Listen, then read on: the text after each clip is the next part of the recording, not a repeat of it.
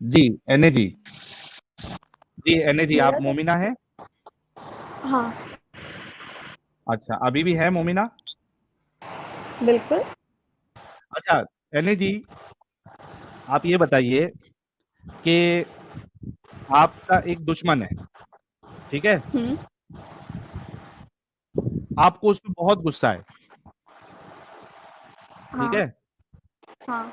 आपने किसी को हायर किया, यानी कोई गुंडे उंडों को हायर किया आपने, हम्म। सुपारी दी उसकी, और वो गुंडा गया उसके घर पे और उस शख्स को भी मार देता है जो आपका दुश्मन है, प्लस उसके घर में जो औरतें हैं उसको भी मार देता है और उसके बच्चों को भी मार देता है, ठीक है? फिर वो हम्म। आपको बताता है कि एने जी, मैंने उसको भी मार दिया, लेकिन उसके साथ साथ उसकी बच्चे और बीवी में मारी गई, ठीक हाँ। है? तो क्या उसकी एक बीवी मिनट, और बीवी भी मारी गई, ठीक है। और जबकि और इस्लाम में लिखा है कि नहीं औरतों नहीं, को मैं जंग में भी मार। एने जी, एने, मैं इस्लाम की बात ही नहीं कर रहा हूँ, टेंशन ना ले आप, एक मिनट रुकिए, मैं नहीं नहीं, हथियार भी आप ओपन। जो क्वेश्चन पूछे ना मुझे पता है, मैंने देखा अभी वो। मैं अभी फिलहाल इस्लाम की बात ही नहीं कर रहा हूँ एने जी। ठीक है। मैंने जी, मैंने एक एग्जांपल दिया आपको, जिसने आपके दुश्मन को मारा और उसमें हम्म। उसकी बीवी और बच्चे भी मारे गए, और आपको पता चलता है, वो आकर आपको बताता है,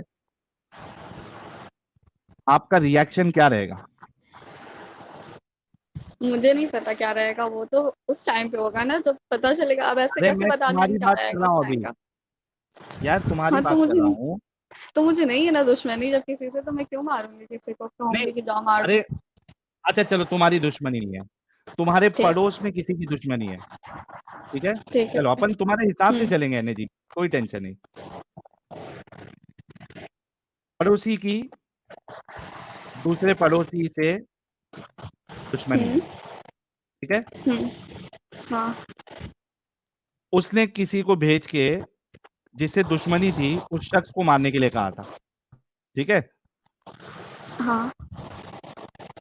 पड़ोसी के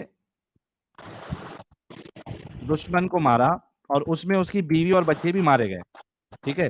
और हम्म। आपको पता चलता है कि उसके बीवी और बच्चे भी मारे गए, हालांकि उससे दुश्मनी नहीं थी, या मारना सिर्फ उस शख्स को था, उस मेल को मारना था, उसकी बीवी और बच्चों को नहीं मारना था, लेकिन उसको मारने में उसकी बीवी भी मारी गई और उसका बच्चा भी मारा गया। आपका क्या रिएक्शन रहेगा?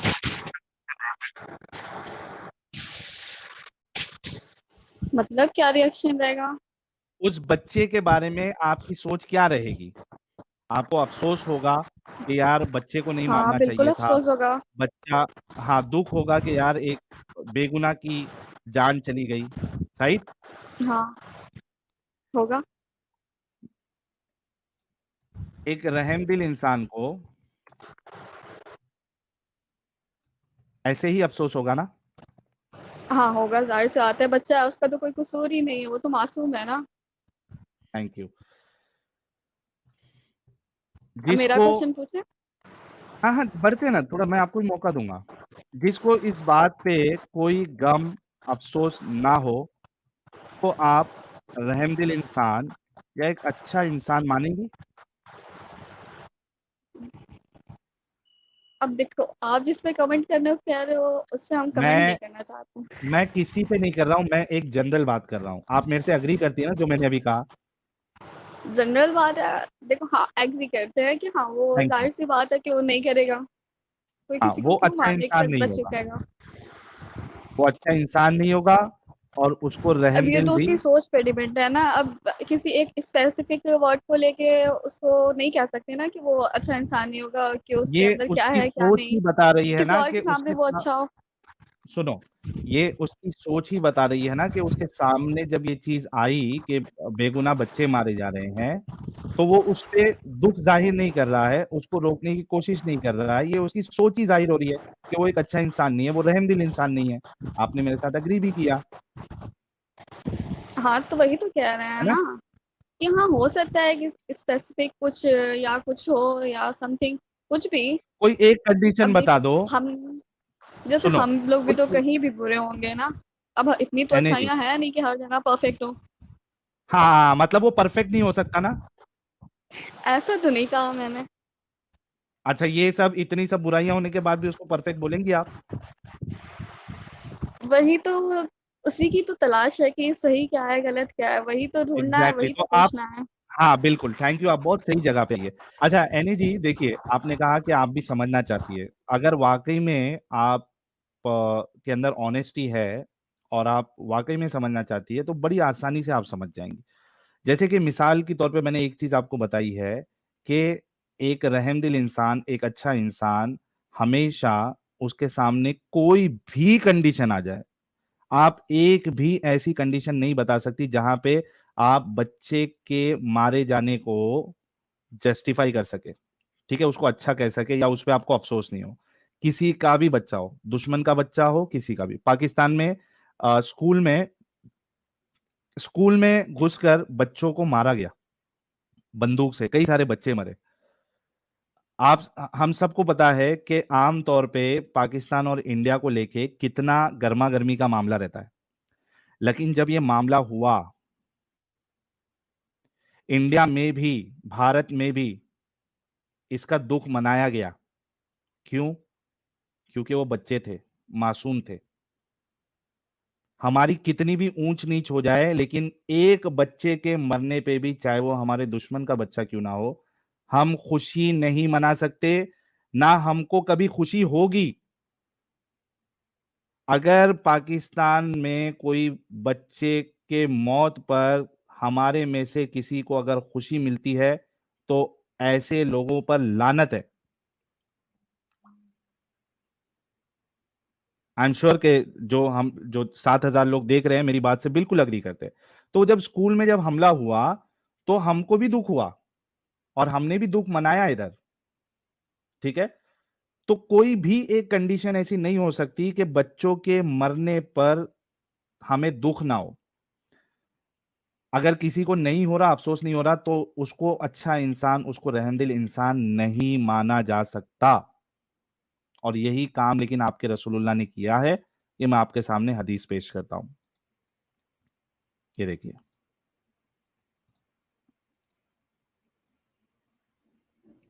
सही मुस्लिम की हदीस है 4540।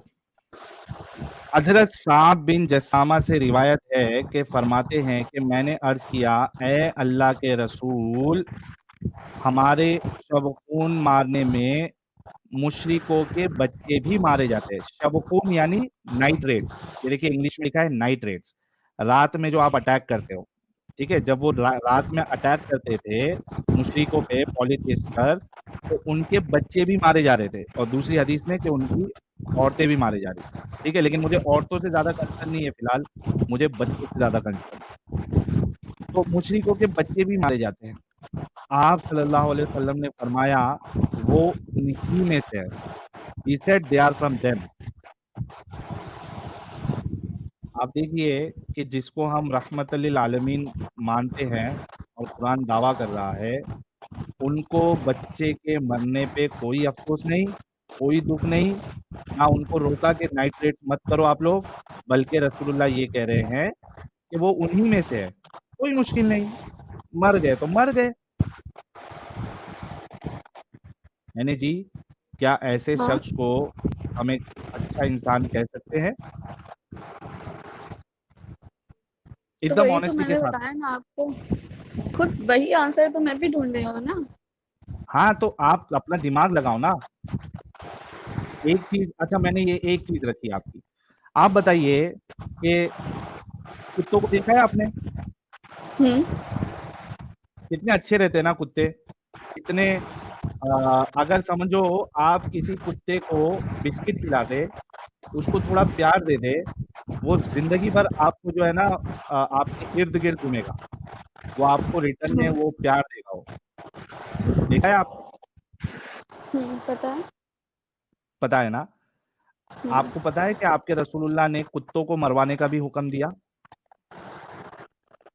बताया तो मैंने, इतना पढ़ा नहीं है ना, अब वही तो मैं ये बता लीजिए, रही मैं हूँ अभी कि बता मैंने। देता हूँ, अभी बता देता हूँ, ये लीजिए। ये देखिए, सुनन अबी दाऊद की हदीस नंबर 2846 है, ठीक है, सही हदीस। नबी करीम सल्लल्लाहु अलैहि वसल्लम ने कुत्तों को मारने का हुक्म दिया, यहाँ तक कि कोई औरत देहात से अपने साथ कुत्ता लेकर आती तो हम इसे भी मार डालते। फिर आप सल्लल्लाहु अलैहि वसल्लम ने कुत्तों को मारने से मना फरमा दिया और फरमाया कि सिर्फ काले कुत्तों को मारो। और दूसरी हदीस में है, काले कुत्ते इस वजह से क्योंकि वो शैतान होते हैं। एक मारना या फिर जान से मारना? मार देना, खत्म, टाटा बाय बाय। ये देखिए, The prophet of Allah ordered to kill dogs. Kill dogs है, kill, जान से मार देना है. And we were even killing a dog which a woman brought with her from the desert. Afterwards, he forbade to kill them, saying, "Confine yourselves to the type which is black." पहले सारे कुत्तों को मारने का हुक्म दिया, बाद में कहा कि नहीं नहीं, सबको नहीं मारना है, एक काम करो, सिर्फ काले कुत्तों को मारो। क्या रहमदिल तो इंसान हो सकता है एने जी? फिर उस हिसाब से तो काले कुत्ते होने ही नहीं चाहिए फिर। हाँ, क्योंकि दुनिया में सारे लोग इतने पागल नहीं होते ना, और इतने बेरहम नहीं होते हैं कि वो काले कुत्तों को या कुत्तों को मार दे। तो वही चीज तो। हाँ हाँ, लेकिन आपके रसूलुल्लाह ने हुक्म दिया ना भाई। क्यों, आपके नहीं है क्या? क्या भाई, ऐसे शख्स को तो रस मैं हमारा नहीं कह सकता हूँ, जिसको बच्चे के मरने पे दुख ना हो, जो कुत्तों को मारने का हुक्म दे, जो गिरगिट को मारने का हुक्म दे, जो दूसरे की औरतों को सेक्स स्लेव्स बनाने का हुक्म दे, मैं उनको अपना कैसे कह सकता हूँ? एक मन से देख रहे हैं, दिल नहीं मान रहा, दिमाग नहीं मान रहा कि क्या सही है क्या गलत है। फिर कॉन्सेप्ट को क्लियर करते हैं, फिर देखते हैं, तो हम्म। क्लियरिफाई नहीं हो पा रहा ना कि क्या क्या सही क्या है इसमें, क्योंकि कौन सा इसमें ऐसा तो इतने लोग। कॉन्सेप्ट है ठीक है, एनएच, तो इतने कौन लोग सा फॉलो ऐसा? क्यों कर रहे हैं? मैं उसकी वजह बताता हूँ। इस वजह से जो लोग फॉलो करते हैं वो इस वजह से करते हैं क्योंकि उनको इस्लाम तो की ठीक है, हकीकत बताई हमें नहीं नहीं पता, जाती है। ठीक। और जो पढ़ते हैं उस चीज को, उनको क्यों नहीं पता? तो जिनको मालूमात हो रही है और जो वाकई में दिमाग रखता है, वो निकल जाते हैं। अच्छा, आपका क्या सवाल था वो पूछिए। यही कि लोग इतना फॉलो क्यों कर रहे हैं, जब आपको इतना डिफॉल्ट दिख रहा है, इसमें इतना दिक्कत है। तो ऐसा तो है नहीं कि कोई पढ़ता नहीं है इसको, हर कोई पढ़ता है। मैंने और हर। नहीं पता है, मैंने उसकी आपको वजह बताई ना। अच्छा, मेरे को एक बात बताओ, आप मुस्लिम इलाके में रहती है? नाम नहीं बताना है, हाँ एरिया का कुछ डिटेल नहीं बताना है, सिर्फ ऊपर ऊपर से जो पूछ रहा हूँ वो बताना है। आप मुस्लिम एरिया में रहती है? हाँ। अच्छा, फजर की नमाज में कितने लोग मस्जिदों में जाते हैं नमाज पढ़ने? काफी कम लोग आते हैं, कोई चला ही जाए। एक वीडियो अभी मैंने दिखाया था, देख लीजिए अपने आप को सही कहने वाले। देख लो। जमात से 25 मिनट ज्यादा हो चुके हैं, फजर की नमाज से एक भी मुक्तदी मस्जिद के अंदर नहीं आया है। हाँ, एक भी मुक्तदी जिसको हम नमाज पढ़ाएं। कोई भी नहीं है। जिन्नाते हैं, हम जिन्नातों को नमाज पढ़ाएं यहाँ पर, जमात से नमाज हो जाए। अच्छा, इसका मेरे को एक चीज समझ में नहीं आया कि ये कह रहा है कि जिन्नात भी नहीं है। जिन्नात तो इसको दिखेगा नहीं, तो इसको कैसे पता चला कि जिन्नात नहीं है उधर? अरे भाई, हो सकता है कि जिन्नात मौजूद हो, तेरे को नमाज पढ़ानी चाहिए थी। तो अब ये वो इससे कह रहा है जाके कि जिन्नात पूछना भी नहीं। पड़ेगा ना। नहीं, मसला ये है कि इस मौलवी को पता है कि जिन्नात जैसी कोई चीज होती नहीं है। ये देखो क्या कहता है रोजीना। यहाँ पर जमात से नमाज हो जाए, लगभग रोजीना यही माहौल हो। ये हजरत को रोजीना बहुत पसंद है भाई। रोजीना यही माहौल है, रुक जा। रहा, यही रोजीना हो रहा है कि कभी मस्जिद के अंदर नहीं आ रहा। कितनी बेशर्मी की बात है कि हम जिन्नातों को नमाज पढ़ाएं यहाँ पर, जमात से नमाज हो जाए, लगभग रोजीना यही माहौल हो रहा है, यही रोजीना हो रहा है कि मुक्तदी मस्जिद के अंदर नहीं आ रहा। कितनी बेशर्मी की बात है। लगभग 150 घर इस हाँ, मस्जिद के अगल बगल में 150 घर, एक भी मुक्तदी अपने आप को सुन्नी कहते हैं, हम हुसैनी हैं। इतना ढोल बजाया है इन लोगों ने कि नमाज पढ़ रहे हैं।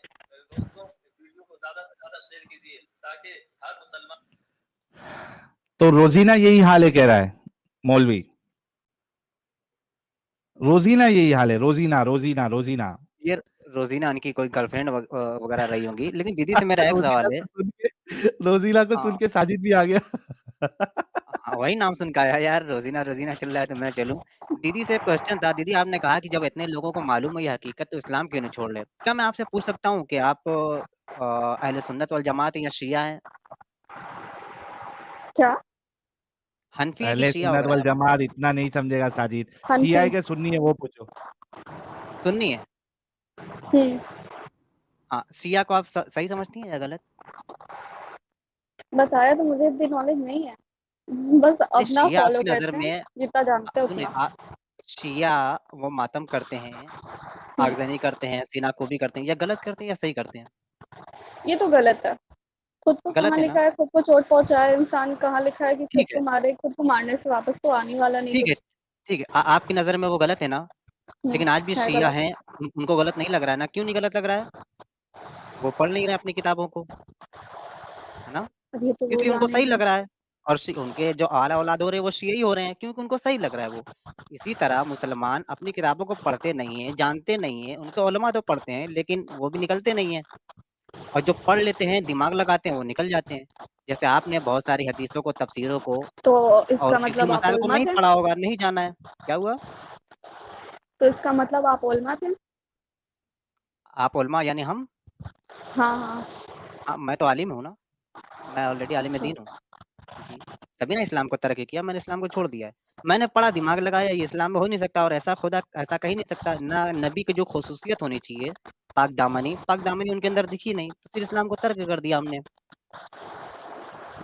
इतनी आसानी से हो गया?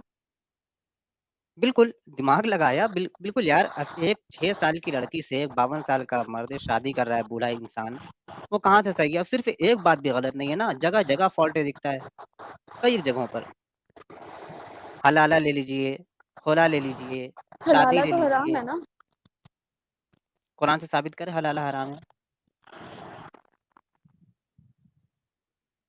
मतलब जिस टॉपिक पर भी आप जाएँगी, कहीं न कहीं आपको शिकस्त ही होगी। नहीं, सुना था 1-2 मैंने टॉपिक नहीं है। हराम है। और कहाँ पे जब हराम करार शादी दिया नहीं गया है? कर, हदीस में कोई एक चलिए कोई सेकंड हदीस हदीस नंबर को देखना बताइए। पड़ेगा। अगर किसी शख्स ने अपनी वाइफ़ को तलाक दे दी, तो क्या वो अपनी वाइफ़ हम्म। को दोबारा लौटा सकता है अपने निकाह में? नहीं। तो फिर कैसे लौटाना पड़ेगा? अगर वो लौटना चाहे, बीवी भी लौटना चाहे और शौहर भी उसको लौटाना चाहे कि हाँ, हम इसको वापस लेना नहीं चाहते नहीं, हैं, इसके लिए वही क्या तो, करना पड़ेगा उसको? यही चीज है। अगर वो कहीं और शादी करती है तो अगर बाय डिफॉल्ट उसके हस्बैंड को कुछ हो जाता है या फिर कुछ भी, या फिर वो उसका हस्बैंड उसको छोड़ देता है, तो वो अगर उसे कुछ है कि हाँ पहले हस्बैंड ज्यादा ये ठीक था या जो भी, तो अच्छा वो एने जी, पहले हस्बैंड के पास एने जी, जा एने सकती जी, है। एने जी, मुझे एक बात हम्म। बताओ। चलो मैं तुम्हारी बात थोड़ी देर के लिए मान भी लेता हूँ। मुझे एक बात हम्म। बताओ कि एक इंसान की म्यूचुअल अंडरस्टैंडिंग है बीवी और शौहर की, वो तलाक देने के बाद वो फिर से मिलना चाहते हैं तो क्यों नहीं मिल सकते? किसी को क्या प्रॉब्लम होना चाहिए इसमें? ये सब शर्त लगाने की क्या ज़रूरत है कि पहले आप शादी करोगे, वो आपको बाय डिफ़ॉल्ट अगर तलाक देगा फिर आप मिल सकते हैं? क्यों भाई? अगर मैं और मेरी वाइफ़ हमने हज़ार तब बार झगड़ा कर रीजन तो लिया और अगर हम पूछना पड़ेगा जुड़ना ना। चाहते हैं फिर से, नहीं, आप बताओ ना, आप खुद सोचो, आपने कहा कि ऑप्शन नहीं है। क्यों? ये ज़बरदस्ती क्यों है? आप खुद सोचो। क्योंकि शादी कोई मजाक थोड़ी कि आज इससे किया फिर, अब इतना हाँ, चांस तो हाँ, मिला था ना मज़ाक 3 महीने का नहीं, 1 मिनट, कि हाँ। चाहे 1 मिनट एने जी, चाहे वो मज़ाक में हो, चाहे नहीं हो, और अगर शौहर तलाक दे देता है, तो बीवी की तो कोई गलती भी नहीं है। बीवी की गलती है? बिल्कुल, नहीं। बीवी को सज़ा क्यों? तो फिर अगर वो बीवी जो है फिर से आना चाहती है या शौहर भी चाहता है, उसने कहा कि ठीक है मुझसे गलती हो गई, तो तीसरे तीसरे लोगों का क्या बनता है कि वो इस तरीके के कानून लगाए? इसका आंसर तो मेरे पास नहीं है ना, तभी तो। एग्ज़ैक्टली। तो बहुत सारी चीज़ें गलत है, आपके पास आंसर नहीं है। आप जो हम चीज़ बता अच्छा रहे साहिल हैं, भाई, हम कोई आलिमा तो है नहीं कि हमने पूरी किताब पढ़ ली है आप अच्छा इंसान तो एग्जैक्ट एने है जी, ना? आंसर। आप आपको मालूम है अगर वो बीवी अगर शादी कर लेती है अपनी खुशी से, रज़ामंदी से कहीं, और वापस लौटना चाहती है, तो ऐसे लौट भी नहीं सकती। हदीसों में क्या बताया गया है, नबी ने बताया गया है कि दूसरा शौहर जब तक आपके साथ हमबिस्तरी ना कर ले, उसका उज़्र मज़ा ना तनासुल चखे। आपके अंदर चला ले, वही वही बता रहा हूँ आराम से। हाँ तो वो उज़्र तो वाइफ तनासुल आपके हस्बैंड अंदर वाइफ की चला तरह ना रहना जाए है। और आपका तो शहद वही ना तुम भी चूस कह रहे ले, हो। तब तक आप लौट नहीं सकती। बीवी की फिर सजा क्यों दी जा रही है? वो तो एक रंडी खाना हो गई ना, एक रंडी हो गई कि मतलब जाइए आप उसके साथ सेक्स करवाइए, फिर तलाक लीजिए, फिर मेरे नहीं, पास तो आइए। वही तो कह रहे हैं, ऐसा नियत करके तो नहीं करना है ना शादी की, हाँ 6 महीने या हस्बैंड के साथ अभी कर लेते हैं, फिर अभी छोड़ देंगे, फिर उससे कर लेंगे। तो ऐसे तो नहीं करना बाय डिफॉल्ट। अगर हस्बैंड को कुछ होता है या उसने छोड़ दिया या लगे कि हाँ नहीं पहले हस्बैंड ही ठीक था। नहीं नहीं, एने जी, अभी मैं आपको एक हदीस बताता हूँ। वहां पे बाकायदा उस बीवी की नीयत सामने रखी गई थी कि उसको पहले शौहर के पास जाना है। उस पे रसूलुल्लाह ने कहा था कि जब तक ये वाला शौहर जो है वो उसको चख नहीं लेता, उसकी शीरनी चख नहीं लेता, उसकी मिठास चख नहीं लेता, तब तक वो वापस नहीं जाती है। ये देखिए, ये किसने शो किया है ये हदीस? मैंने हाँ, ये देखो, थोड़ा नीचे आओ।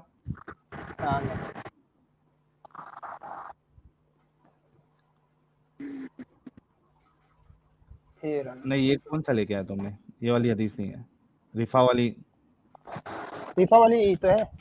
हाँ, एक मिनट, ऊपर जाओ और ऊपर जाओ। हाँ रुको मैं लगा देता हूँ, मैं आराम से इसको पढ़ देता हूँ। हाँ, ये देखो, मैं रिफा की, अच्छा ये साजिद लगाएगा, साजिद ही पड़ेगा। हाँ पढ़ देता हूँ। दीदी जरा म्यूट कर लीजिएगा, एक मिनट। अच्छा, इनको है ना थोड़ा एनर्जी को, ये लास्ट चीज है, हमारे साथ असद नूर भाई बहुत देर से बैठे हैं, जरा उनको ही मौका देना है। ये एक हदीस बताएंगे, फिर इनको थोड़ा और रिसर्च करने के लिए बोलेंगे। जी जी। सही अल बुखारी की ये 5265 है। ओके, हजरत आयशा ने बयान किया कि एक शख्स से रफ़ाई ने अपनी बीवी को तलाक दे दी, फिर एक दूसरे शख्स से उनकी बीवी ने निकाह किया, लेकिन उन्होंने भी उनको तलाक दे दी। उन दूसरे शौहर के पास कपड़े की पल्लू की तरह था, उनका जो सामान मुबारक था बिल्कुल झूला हुआ था। औरत को उससे पूरा मज़ा जैसा वो चाहती थी नहीं मिल रहा था। आखिर अब्दुर्रहमान ने थोड़े ही दिनों रखकर उसको तलाक दे दी। अब वो औरत नबी के पास आई और अर्ज़ किया कि या रसूलल्लाह, मेरे शौहर ने मुझे तलाक दे दी थी, फिर मैंने एक दूसरे मर्द से निकाह किया। वो मेरे पास तन्हाई में आए, लेकिन उनके साथ तो कपड़े की पल्लू की तरह सिवा और कुछ भी नहीं था, यानी उनका झूला हुआ था, खड़ा ही नहीं हो रहा है। कल एक ही बार उसने मुझसे सोहबत की, टिंग-टोंग की, वो भी बेकार, यानी अंदर से गया ही नहीं, सिर्फ़ ऊपर-ऊपर छूकर रह गया, लिखा हुआ है। दुखूल हुआ ही नहीं, यानी अंदर ही नहीं गया, ऊपर-ऊपर छूकर रह गया। क्या अब मैं अपने पहले ख़ावंद के लिए हलाल हो गई, जिसने मुझे तलाक दी थी? तो नबी ने फरमाया कि तू अपने पहले ख़ाविंद के लिए, अपने पहले हस्बैंड के लिए हलाल नहीं हो सकती, जब तक कि दूसरा मर्द तेरी शीरीनी ना चख ले, जब तक तुझे अच्छे से बजा ना दे, तब तक तू हलाल नहीं हो सकती। ये हलाला नहीं तो और क्या है? यहाँ पे उसकी एक मिनट, नीयत भी है। बिल्कुल, इसकी नीयत थी मैं जाना चाहती हूँ उसके पास। अब मैं अपने पहले ख़ावंद के लिए मैंने हलाल हो गई? इतना डीप तो पढ़ा नहीं है मैंने कि आंसर दूं। यही तो हम दिखा रहे हैं ना आपको एनर्जी, ये तो कोई बहाना नहीं है ना कि नहीं पढ़ा, अभी आपको दिखा रहे हैं सब प्रूफ के साथ। और ये देखो एनर्जी, प्रॉब्लम ये है कि एक चीज में गलत, मैं आपको म्यूट कर रहा हूँ, मैं फिर अनम्यूट कर दूंगा। अगर एक चीज में सवाल उठे तो समझ में आता है कि यार हमको समझ में नहीं आ रहा होगा। यार आप खुद म्यूट कर लेना यार एनर्जी। हाँ, थैंक यू, म्यूट हो गया है। अगर एक चीज में सवाल उठ रहा है तो समझ में आता है कि चलो यार, हमको समझ में नहीं आ रहा होगा, दुनिया को समझ में नहीं आ रहा होगा, इन्होंने गलत इंटरप्रिटेशन किया है। दो चीज में चलो यार, दो चीज में प्रॉब्लम है, तीन चीज में चलो यार, सिर्फ तीन चीज में प्रॉब्लम। यहाँ तो सारी चीजों में प्रॉब्लम है, भर भर के प्रॉब्लम है। कितने सारे टॉपिक्स हमने कवर कर लिए आज तक, एक दो प्रॉब्लम तो है ही नहीं, हर चीज में प्रॉब्लम नजर आ रहा है। तो इतने सारे प्रॉब्लम दिखाने के बाद कुछ ऑप्शन बचता नहीं ना उसके सही होने का, एनर्जी। तो आप इस पे जो है, आप 1 महीने से देख रही हैं, आप और भी देखिए हमारे चैनल को, और जो मोमिन हजरात है उनके क्या आर्ग्यूमेंट्स होते हैं वो भी देखिए। और उसके बाद जब आपको तसल्ली मिल जाए कि नहीं यार हम जो बता रहे हो वाकई में सही है, और औरतों की तो कोई इज्जत वैसे भी नहीं है, आप टैटू बनाएंगी आप पे लानत, आप वो चोन्ना अगर सामने डालेंगी तो आप पे लानत, आप अगर खुशबू लगा रही है तो आप एक रंडी जैसी है, आप अगर अपने एक सेकंड शौहर एक को। सेकंड, जी। एक खुशबू लगाना कहाँ मना है? खुशबू तो लगा सकते हैं ना। आपको नहीं पता ये बात? लो मैं अभी बताता हूँ। हम तो लगाते हैं, तो हमें तो ऐसा आप कोई लगाती अपनी हैं तो फैमिली आप में एक भी अच्छी तो औरत है। है ही नहीं। एक मिनट, आप अगर खुशबू लगा रही हैं तो आप एक अच्छी औरत है ही नहीं। ये देखिए, ऐसा नहीं होता। अरे रुको ना, कैसा होता मैं बताता हूँ आपको। आप म्यूट कर लीजिए। ओके। म्यूट कर लीजिए। ये देखिए। All India Muslim personal law board के मौलाना इत्र लगाने वाली महिलाओं के बारे में क्या कह रहे हैं? कोई शरीफ औरत बाजारों से खुशबू लगाकर नहीं जाती। समझ रहे हो? समझ रहे हो आप? समझ रहे हो? कोई शरीफ औरत बाजारों से खुशबू लगाकर नहीं जाती। मौलाना कह रहे हैं एनर्जी अगर आप खुशबू लगाती है तो आप शरीफ औरत है ही नहीं। तो इत्र क्यों बनती है फिर? वो मर्दों के लिए है, आप लोगों के लिए है ही नहीं। आगे सुनाता हूं मैं, पहले सुन लो, म्यूट कर लो, म्यूट कर लो। और इससे डेंजर, ये तो सिर्फ अच्छी औरत नहीं बोला है, आगे वाला मौलवी तो रंडी तक बोलेगा। एक मिनट रुको। औरत अगर इत्र लगा के जाए और उसकी ये नीयत हो कि वो खुशबू जो है कोई दूसरा सूंघे, तो उस औरत को प्रोस्टिट्यूट कहा गया है, प्रोस्टिट्यूट, जानी, जानिया कहा गया है। Can women wear perfume or other?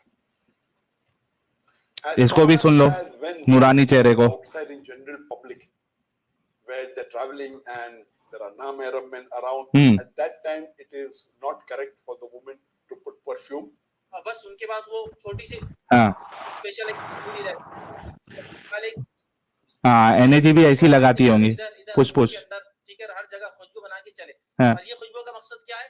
सारी दुनिया जानती है इसका मकसद क्या है। अल्लाह रहम करे, अगर ये मकसद नहीं भी है तो आप एक बहुत ही घटिया और इंतहाई घटिया लोगों वाला अमल कर रहे हैं। औरत का खुशबू लगाना बेइंतहा गलत अमल है। गलत अमल। जो औरत अपने घर से खुशबू लगाती है, यहाँ तक कि मर्दों को उसकी खुशबू महसूस होती है। ऐसी खुशबू लगाने वाली औरत कितना नूरानी है ये भी। सानिया की हैसियत से उठाया जाएगा। हाय हाय हाय हाय। नबी सल्लल्लाहु जानिया। अलैहि वसल्लम ने फरमाया कि हाँ। जो औरत खुशबू लगा के घर से बाहर हाँ। निकलती है मर्दों के सामने से, मर्दों के सामने से, जन्नत की खुशबू हराम है, कमा क़ाल सल्लल्लाहु अलैहि वसल्लम। हाँ। शरीफ हाय औरत हाय लगा के हाय हाय। खुशबू लगाकर नहीं जाती। इन सब मौलवियों तो के वो मुंह तो में ना पिछवाड़े में उंगली डाल के इनके मुंह में डाल दो।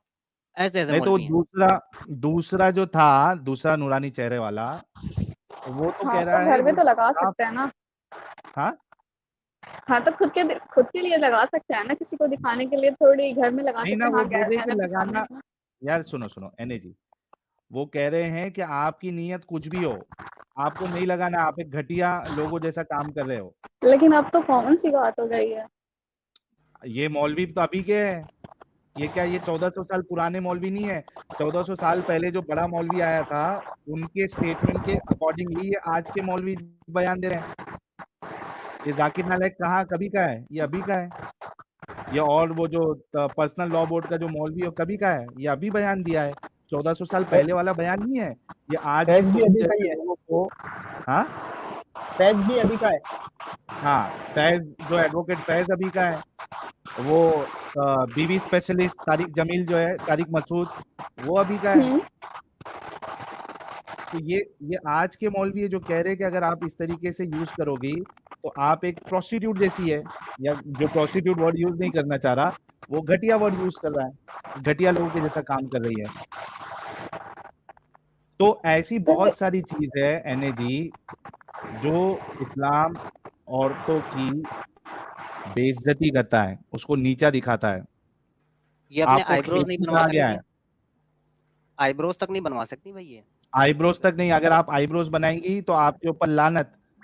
आप टैटू खेती नहीं में भिजवा है, सकती है। टैटू नहीं कर सकती। चलो टैटू तो एक एक्सट्रीम हो गया, टैटू उसको तो छोड़ दूर दो। हो गया आईब्रो ना। तो हाँ। कॉमन है, आईब्रो तो कॉमन है, क्यों नहीं कर सकती आईब्रो? खेती आप एक, कुरान में है खेती। आप बीवी जो है औरत, वो खेती होती है मर्द के लिए, जैसा चाहो ये उस पे समझ खुदाई लीजिए करो।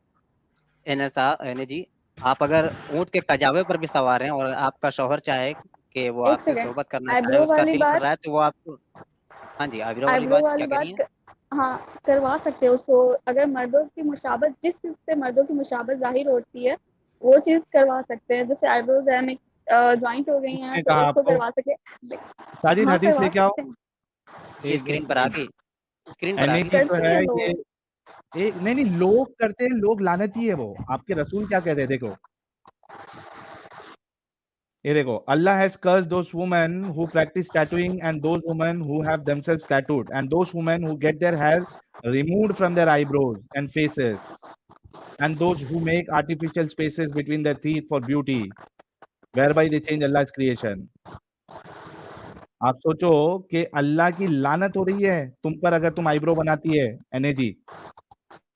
मैं नहीं, जो बना मैंने भी सुना था, तो जो बनाता है मैंने उनसे पूछा तो उन्होंने यही क्लेरिफिकेशन दिया कि जिससे मर्दों की मुशाबत जाहिर होती है वो अरे चीज आपके हटा सामने सकते अभी आपके सामने तो मैंने हदीस रख दी ना। हैं। अब उनसे पूछना पड़ेगा ना, उन्होंने किस हदीस पूछ से लो ये दिया तो था। कुछ बताओ।